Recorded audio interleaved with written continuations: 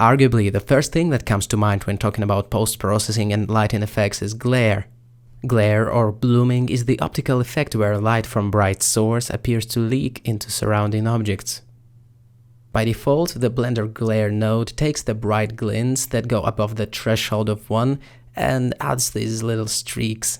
By the way, you can press M to mute the node temporarily and M to bring it back. So the core of the effect is just to detect the brightest pixels falling outside a certain threshold, and then you can add the fog glow to them, for example. To work in a physically plausible manner, it totally depends on the scene-referred data, the type of data Blender uses by default for its calculations when I hit the render button, or otherwise, to preserve the dynamic range, as we have mentioned, you have to use the OpenEXR format or any other 32-bit unbounded scene-referred format. In addition to glare, we can try to simulate different types of photographic blooming effects, for example, simulating diffusion filters. These type of filters, or in some cases dabbing Vaseline directly onto the lens, is used to create a hazy, dreamy glow. We won't keep it in our main setup, but let's have a look at this effect, just for the sake of off-topic. If you feel like borrowing this effect from photography and cinematography for that matter, we can go with the mix filter. God, what I'm saying, it's not filter, it's mix node. And then we add the blur filter, which expects our image as an input. So we should probably plug the glare output there. So far we don't see anything spectacular, and that is because we need to connect it to the second socket of the mix node.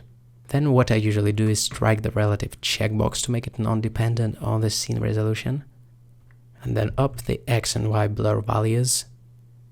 To be fair, to make it look uniform, we should also play with the aspect correction. I will check the Y aspect correction.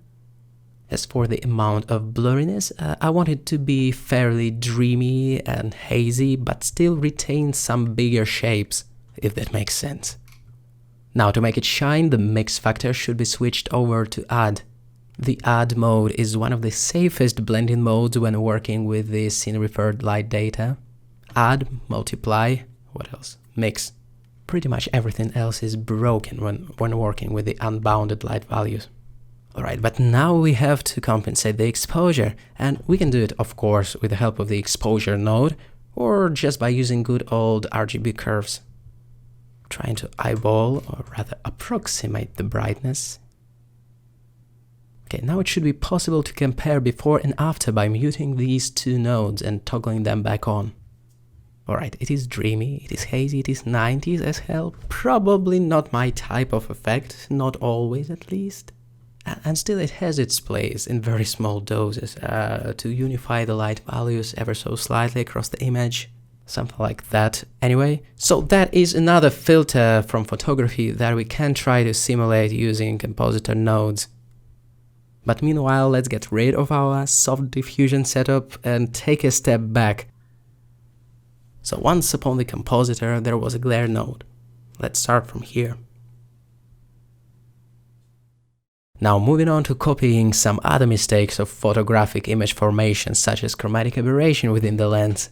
And it's also known as color fringing, and it produces the colorful outlines around the edges of the objects. It can be an unwanted or highly desirable effect, depending on your style, but if we talk about CG lighting, it's fairly important to know how to pepper your image up with such mistakes.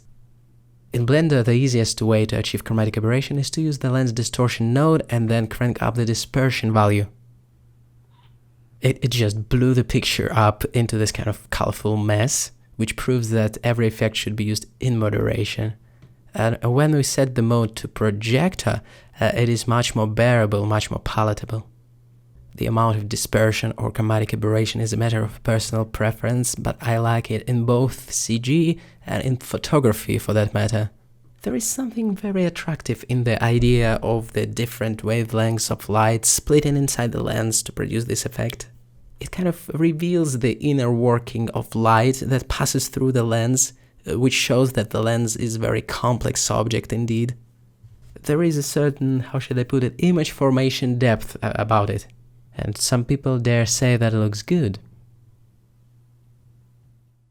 Okay, following the theme of the optical aberrations that should degrade the image but actually make it look better, here is another one. The vignette effect that is often associated with the retro lenses.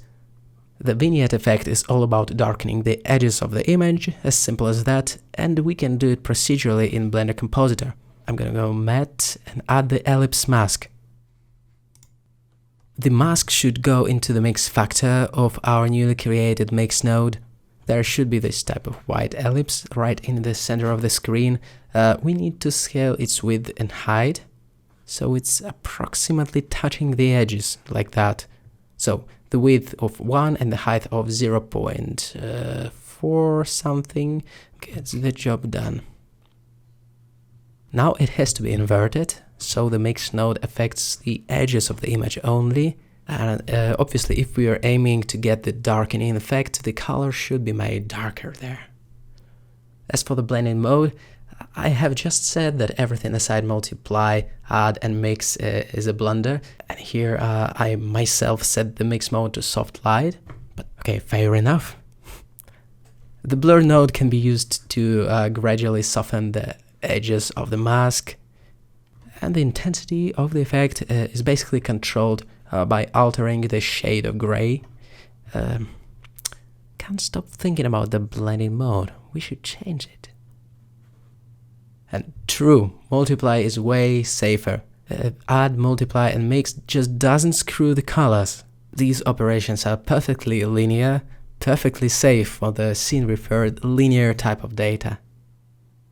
Alright, cool. So there was the darkening around the edges effect, aka the retro vignetting effect. It's classic, it's timeless and elegant and very easy to do. That is why it's always welcome to our cinematic post-processing effects party.